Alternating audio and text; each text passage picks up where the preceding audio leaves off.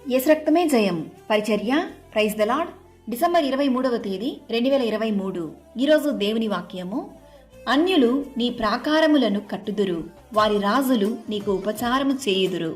ఎలయనగా నేను కోపపడి నిన్ను కొట్టితిని గాని కటాక్షించి నీ మీద జాలిపడుచున్నాను. యెషయా గ్రంథం 60వ అధ్యాయం 10వ వాక్యము. తండ్రి తన కుమారుల ఎడల జాలిపడునట్లు యెహోవా తన యందు భయభక్తులు గల వారి ఎడల జాలిపడును. నీ సహాయము చేత నేను సైన్యములను జయింతును.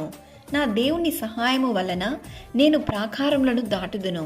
నిన్ను బాధించిన వారి సంతానపు వారు నీ ఎదుటకు వచ్చి సాగిలపడెదరు. నిన్ను తృణీకరించిన వారందరూ వచ్చి నీ పాదముల మీద పడెదరు.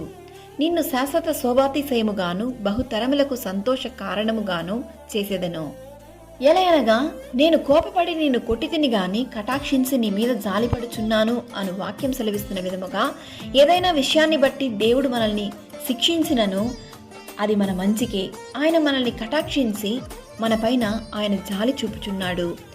శ్రమనందిన తన జనులయందు జాలిపడి యెహోవా తన జనులను ఓదార్చి ఉన్నాడు.